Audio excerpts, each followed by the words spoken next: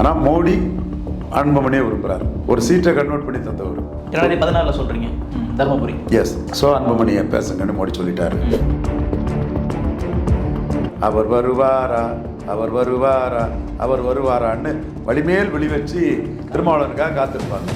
அவர் வருவாரா வருவாரான்னு திருமாவளவனுக்காக காத்திருந்துக்கிட்டு பாமக கூட சேர்ந்து தோத்துக்கிட்டு இருந்தாங்கன்னா அது இன்சல்ட் தானே. அந்த இன்சல்ட் தானே எடப்பாடி பழனிசாமி பண்ணினாரு. அதற்கான விலை தான் கொடுக்குறாங்கன்னு சொல்றீங்க. கண்டிப்பாக அதற்கான விலையும் இதில் இருக்குது. எனக்கு டெல்லி தகவல்கள் பாஜக கூட்டணி அதிமுக பாமக விட முடியுதுங்கிறதா என்னோட டெல்லி தகவல்கள். தர்மபுரியில் வந்துடுவாங்கன்னு நினைக்கிறேன். சிதம்பரத்தில் கேண்டிடேட்டை பொறுத்து இருக்குது. பாஜக கூட்டணிக்கு தமிழகத்தில் பார்த்தீங்கன்னா 20 விழுக்காடு மேலே வாக்கு வரும்னு சொல்லி பல கருத்து கணிப்புகள் சொல்லியிருக்காங்க. இந்தியா டோலியில் இருக்கட்டும், புதிய தலைமுறை, இப்போ நேற்று டைம்ஸ் நோவாக இருக்கட்டும், இவங்களாம் சொல்லும் பொழுது நீங்கள் அதை என்ன சொல்லியிருந்தீங்க அப்படின்னாக்க, கூட்டணி அமையறதுக்கு முன்னாடி நம்ம அதை பேச முடியாதுன்னு சொல்லியிருந்தீங்க. இப்போ கிட்டத்தட்ட கூட்டணி அமையிற சூழலில் இருக்குது. இப்போ அந்த சர்ச்சைக்கான வாய்ப்புகள் தெரியுதா இரட்டை இலக்கத்துக்கு போகிறதுக்கு? கிட்டத்தட்ட அமையிற வாய்ப்பு வந்துட்டு. சார் இப்போ பாஜக கூட்டணிக்கு ஓபிஎஸ் அவர்கள் முழுமையாக ஆதரவு தெரிவிக்கிறாரு. இப்போ அவருக்கு எத்தனை சீட் சார் கொடுப்பாங்க? வணக்கம் சார். வணக்கம் தம்பி. சார், ஆக்சுவலாக பாமக தான் இந்த தேர்தலில் பார்கென் பண்ணத்தில் இருக்காங்க கூட்டணி பேச்சுவார்த்தை குறித்துன்னு சொல்லி நீங்கள் பல பேட்டிகளில் சொல்லியிருக்கீங்க. நம்மளுடைய பேட்டிகளை பற்றி பேசியிருக்கோம் நம்ம. ஆனால் இன்று அது அதிமுக பக்கத்தில் இருந்து பாஜக பக்கம் திரும்புகிற மாதிரியான வாய்ப்புகள் நிறைய இருக்குது சார். அது நீங்கள் எப்படி பார்க்குறீங்க? அவங்க யார் கூட கூட்டணிக்கு போகணும்னு நினைக்கிறீங்க? பாஜக பக்கம் போகணும்னு தான் ஆசைப்படுறேங்கிறத நான் சொல்லியிருந்தேன். மோடி பிரதமருங்கிறதுக்கு அவங்க 2014 ஒரு சீட்டை கன்வெர்ட் பண்ணி தந்தவங்க, தருமபுரி சீட்டு. அதே சீட்டு எடப்பாடி பழனிசாமியும் சேர்ந்து வரும்போது அந்த சீட்டில் எடப்பாடி பழனிசாமியால் ஓட் கன்வெர்ட் பண்ண முடியாமல் கொங்கு வேளாளர்கள் எல்லாம் அன்புமணி மந்திரி ஆகக்கூடாது, அன்புமணி ஜெயித்தா மந்திரி ஆயிடுவார்னு அன்புமணிக்கு எதிராக திமுக கேண்டிடேட்டுக்கு உதயசூரியன் சின்னத்திலே போட்டுட்டாங்க.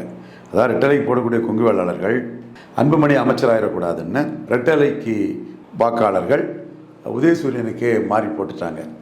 அதே போல் சேலம் மக்களவை தொகுதியில் எடப்பாடி செக்மெண்ட்லேயும் 8000 ஓட்டு பார்த்திபன் அதிகம். பாமக ஓட்டு பார்த்திபனுக்கு போனால் தான் பார்த்திபனுக்கு அதிகம் கிடச்சிது. மக்களவை வேறு, மாநில சட்டமன்றம் வேறு, ஆப்பிள் வேறு, ஆரஞ்சு வேறு. சட்டமன்றத்தில் அந்த சேலம் தருமபுரி பெல்ட்டு அவரோட ஒர்க் அவுட் ஆச்சு.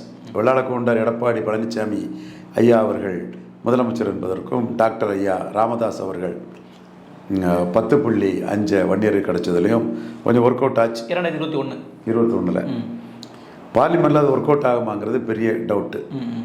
ஏன்னா அது ஒர்க் அவுட் ஆகாத அளவுக்கு அன்புமணி உங்களால் எங்களுக்கு ஜெயிக்கலை, எங்களால் நீங்கள் 30 சீட்டை ஜெயித்தீங்கன்னு அந்த சீட்டெல்லாம் புள்ளிவரம் கொடுத்து சொன்னார்.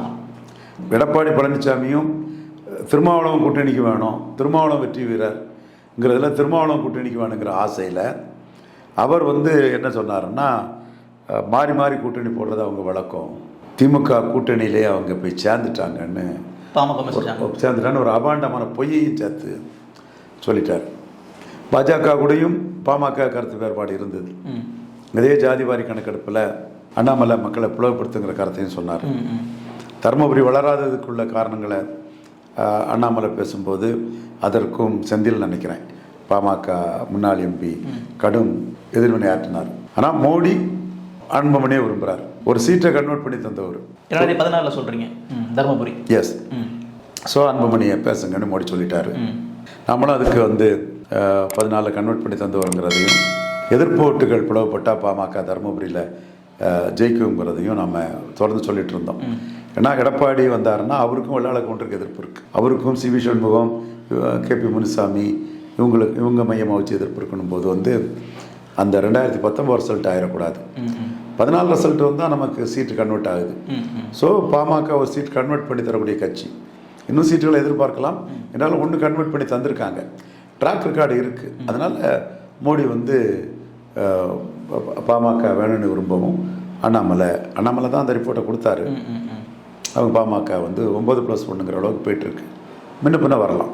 ஸோ சார், இப்போ 10 சீட்டுகள் கொடுக்கும், 9+1 10 சீட்டுகள் கொடுக்குறாங்க அப்படின்னாக்க பாமகவுடைய ஓட்டு வங்கி நீங்கள் இது மாதிரி சொல்லியிருக்கீங்க 5 விழுக்காடு மேலே வச்சிருக்காங்கன்னு சொல்லிட்டு, அப்போ பாஜக தலைமையில் எடுக்கும்போது பாஜகவுக்கு 2019 3.3 விழுக்காடு வாக்குகள் தான் இருக்குது.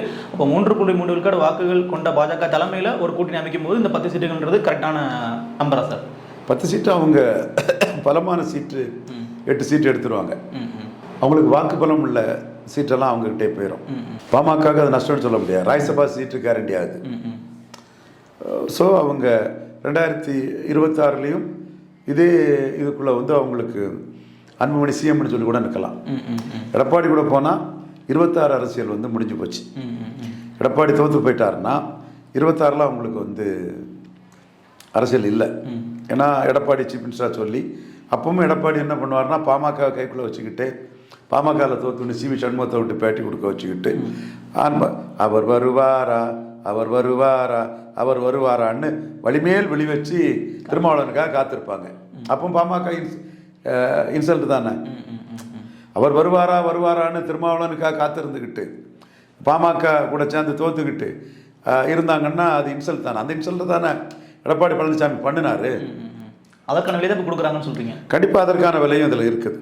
அரசியலுங்கிறது பேரணி வந்தால் பெஸ்ட் ஆஃபர் அக்செப்டன்ஸ் தான். அதுக்குள்ளே நான் வரல.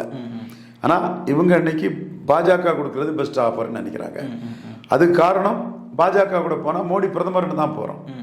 அன்புமணி சிஎம்னு சொல்கிறதுலையோ நாளைக்கு ஓபிஎஸ் சிஎம்னு சொல்கிறதுலையோ எந்த பிரச்சனையும் அவங்களுக்கு இருக்க முடியாது. நாளைக்கு அவங்க அதுக்கு தக்கன முடிவு பண்ணிக்குவாங்க சூழ்நிலைக்கு தக்கன.